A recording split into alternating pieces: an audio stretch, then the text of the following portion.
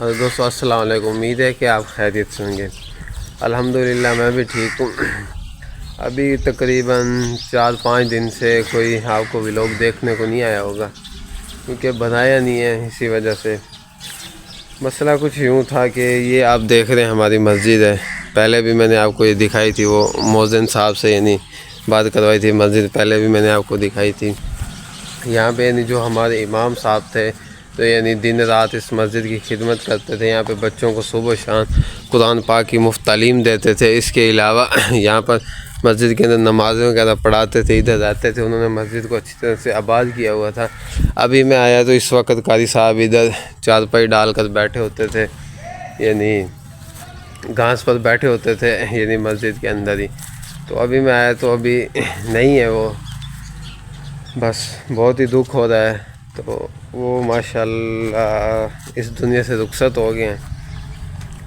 میں نے اس دن وہ ویڈیو بنائی تھی یعنی مؤذن کے ساتھ، تو میں نے آپ کو کہا تھا کہ نیکسٹ ویڈیو میں انشاءاللہ جو امام صاحب ہیں آپ کو ان کی تلاوت بھی سنائیں گے۔ ماشاءاللہ اتنا اچھا قرآن پاک پڑھتے تھے اور بہت ہی نیک آدمی تھے، اللہ تعالیٰ ان کو جنت میں جگہ دے۔ وہ بھی 2-3 دن پہلے اس دنیا سے رخصت ہو گئے ہیں۔ تو ماشاءاللہ یہاں پہ قاری صاحب نے یعنی اپنی ساری زندگی اس مسجد میں گزار دی، تقریباً وہ 16-17 سال اس مسجد میں رہے، امامت کروائی اس مسجد کے اندر، یہ بچوں کو پڑھاتے تھے۔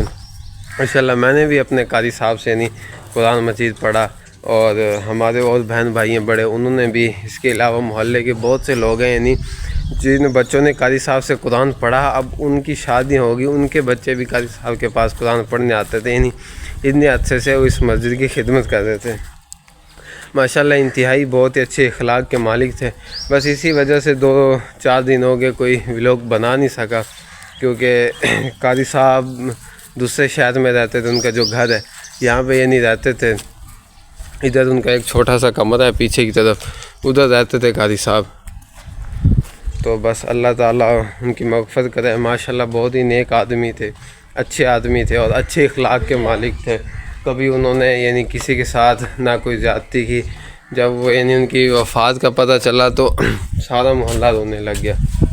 یہ یعنی قاری صاحب کی جو مسجد ہے، یہ قاری صاحب کا کمرہ تھا، یہاں پہ قاری صاحب رہتے تھے۔ 16-17 سال ایک چھوٹے سے کمرے میں قاری صاحب نے گزار دیے۔ یہ ہماری مسجد ہے، یہ درسگاہ تھی،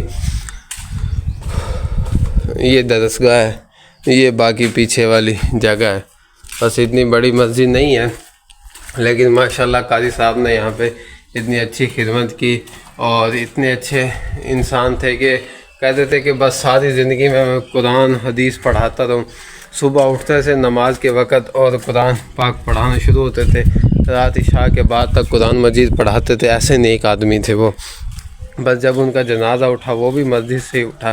اللہ تعالی ہمیں بھی اسی طرح اپنا اخلاق صحیح کرنے کی توفیق عطا فرمائے، اور اللہ تعالیٰ ان کو جنت الفردوس میں اعلیٰ مقام عطا فرمائے، اور ان کے لوائقین کو صبر جمیل عطا فرمائے۔